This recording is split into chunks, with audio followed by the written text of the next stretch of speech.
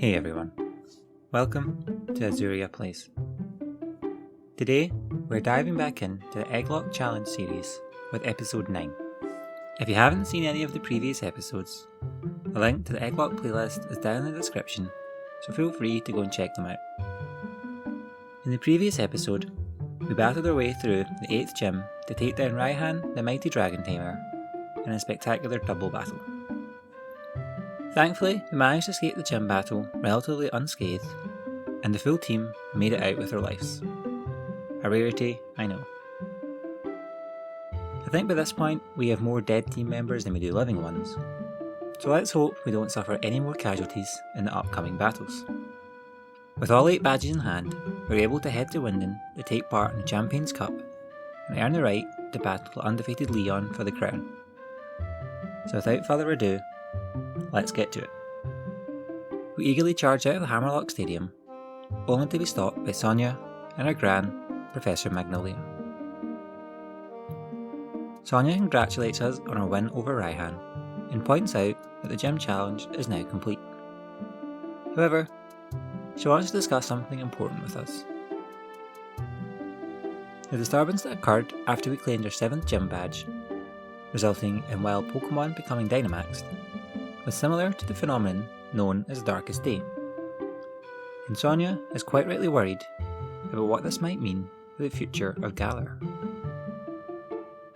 Her gran points out that there's a lot we don't know about Dynamaxing, and there's still a lot of work that needs to be done, especially when it comes to discovering the truth of the 2 heroes who prevented the Darkest Day in the past. Professor Magnolia then hands her lab coat over to Sonia, giving her an instant promotion to Pokemon Professor. Wait, what? If only becoming a professor in real life was that easy. Sonia then sends us on our way to take down Leon in the Champions Cup, and once again passes up on the chance to give us some revives. Maybe people really can change after all. We charge off to the station, eager to catch our train before Hop catches up to us, but no dice. Just as we enter the station, Hop charges in behind us, claiming that he is coming to Wyndon with us. I guess the 3-month break from this challenge gave Hop the time he needed to earn his final badge. Maybe I shouldn't be so slow in the future.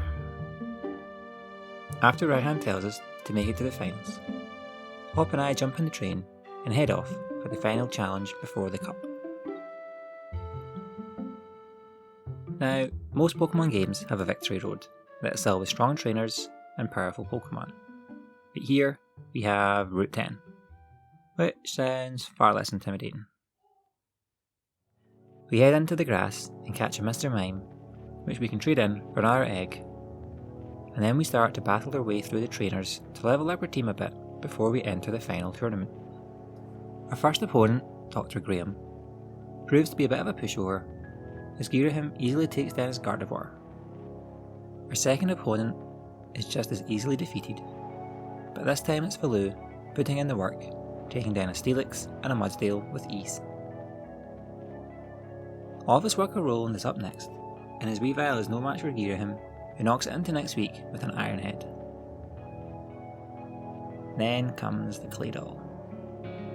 Now, in hindsight, I should probably have swapped to Valoo, but I was convinced Girahim would be 1. Faster, and 2. Strong enough to take this down in a single hit. But how wrong I was. Claydol outspeeds us, acting first, and takes poor Girahim down to just 4 HP as he charges forward to lay into his foe, taking the floating clay down into the red. I get ready to swap out Girahim, but the hail. Always the hail. Helpless, I watch as one of our star players falls to the ground, lost forevermore. One of these days I'll learn, but apparently today is not that day. Agatha joins the field, and a speedy draining kiss finishes off the battle. We zoom back to town to fill out our roster by adding Link to the team, and head back to Route 10 and work our way through the remaining trainers. None of them give us overly much trouble until we run into a not so friendly postman looking for a fight. He starts off with a Pelipper, and 5 of our 6 Pokemon are weak to the combination of water and flying, and the only one who isn't weak to those moves is 9 levels below our foe. We're in danger. I swap below for Deku as Pelipper sets up a Tailwind to increase its speed. So far so good. An Air Slash cuts away 2/3 of our health as Giga Drain weakens the Seabird while restoring us to about 3/4 of our max health. We should be able to survive another Air Slash, but if it crits or flinches us, we are doomed. Luckily our foe opts to Roost to restore some of its lost health, but unfortunately for him, this also removes the Pokemon's flying type and the turn it is used, so the following Giga Drain finishes him off in a single hit. Noctibble then joins the battle, but we quickly swap to the Dongo, who makes swift work of the Owl, and we move on. After a few more uneventful battles, we make it through Route 10 and head down the final path leading to the city of Wyndon. Now that we've arrived, it's time for the semi-final matchups, and we bring along Baloo, Dodongo, Twilight, Deku, Din, and Agatha. After changing into her battle attire, we head out to the pitch to face off against Marnie for one final time. She starts things off with her Liepard, and I send out Agatha, who should be able to whittle down her team of dark types with relative ease. Liepard starts off with a nasty plot to increase her special attack stat by 2 stages, as Agatha throws a Pollen Puff at his foe, taking her down in a single well-aimed strike.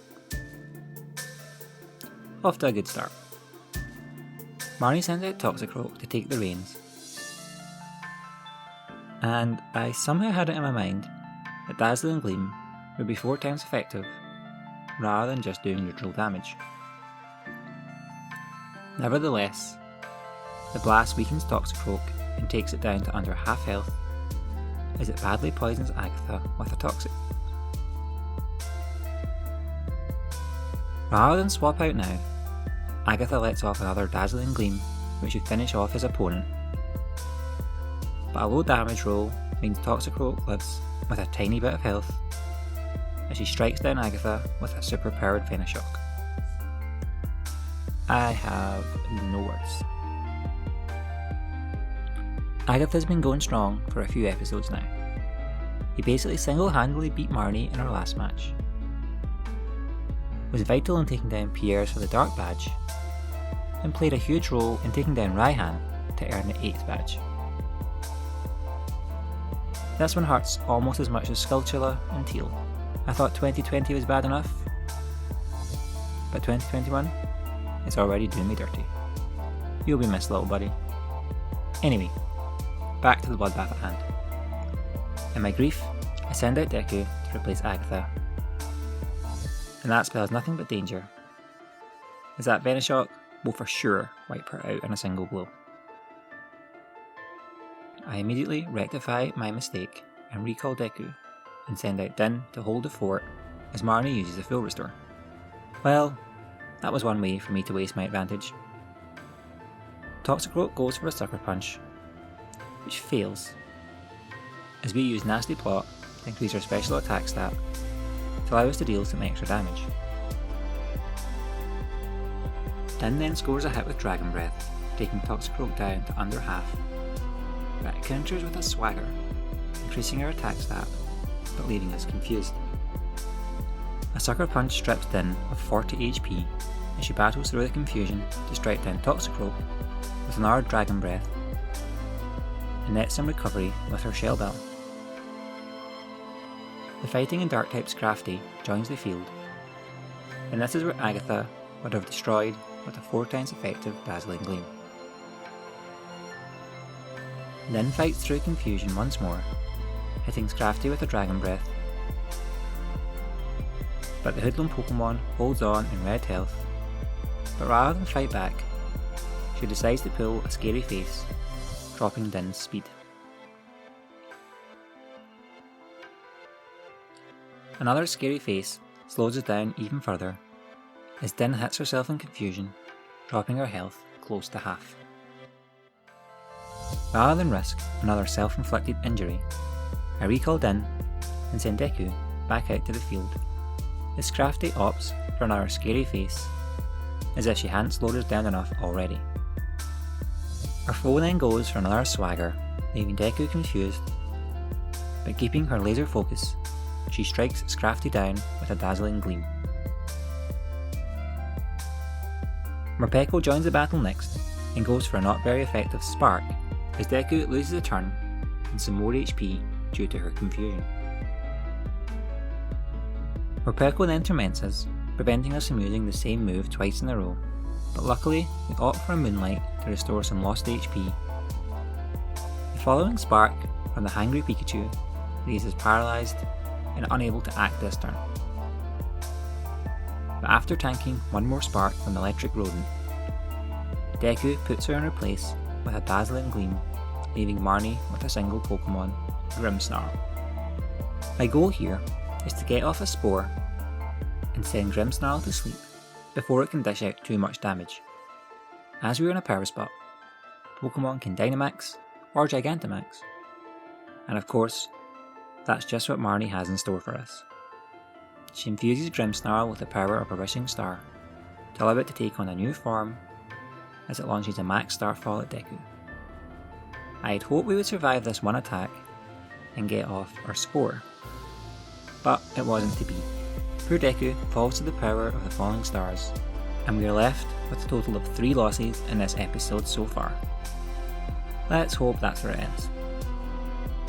Valoo takes the field as I call for a Dynamax, and begin to pray that he doesn't suffer the same fate as Agatha and Deku. Valoo summons all the might of Dragon Roost Island into a single max flare that takes Grimmsnarl down to just above half health and sets up the sun. But my heart starts to sink. I was hoping for a 2-shot, but that now looks very unlikely.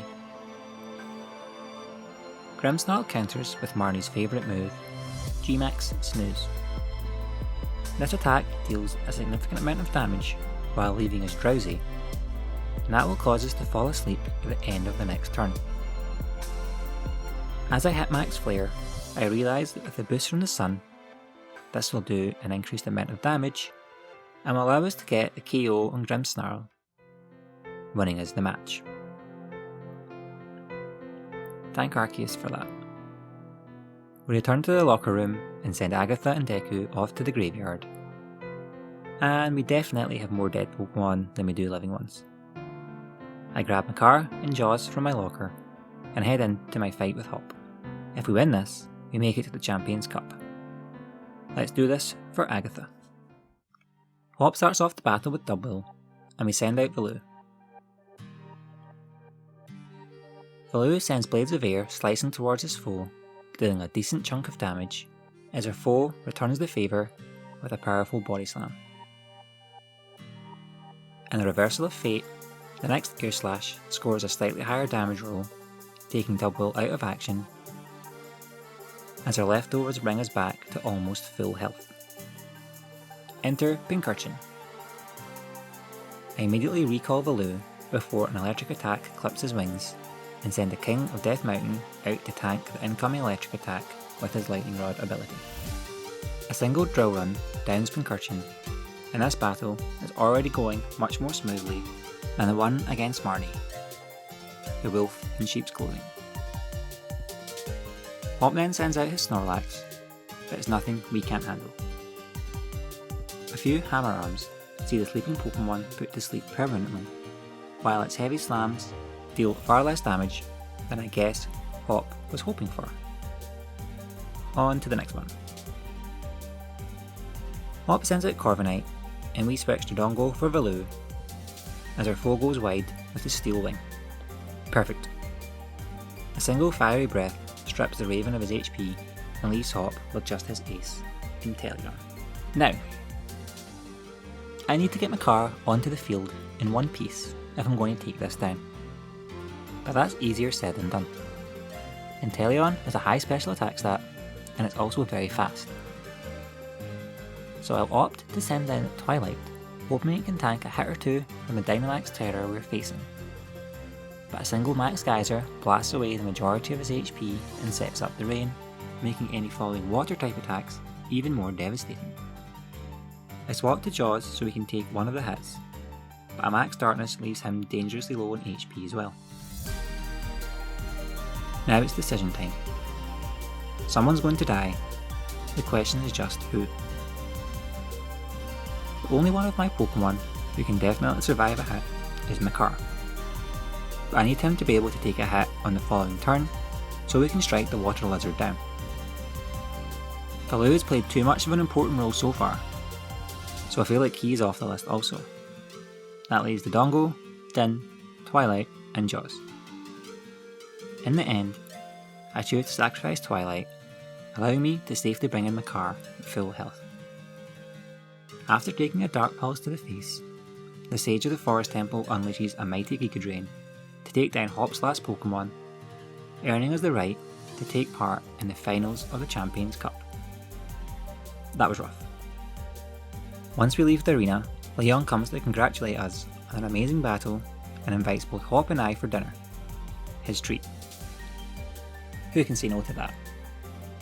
But I'm afraid you're going to have to wait until next week to find out how that goes. Another episode, another 4 deaths. At this rate, I'm going to have no Pokemon left to complete this run. If only there was a way for me to get some more. Oh wait, there is. As we catch a shiny in episode 8, I ran a Twitter poll asking what rules people would like to see introduced for Dodongo. The options were extra lives for the Shining Light himself, the ability to raise one of our lost Pokemon from the beyond, the ability to claim an extra egg, or for there to be no special rules at all. Now, apparently people are mean. Who knew? And they wanted to watch me suffer with no extra rules. But this option tied with the ability to revive a fallen comrade. As the majority of people wanted an extra rule of some description, I went with the reviving option, and this is where all of you come in.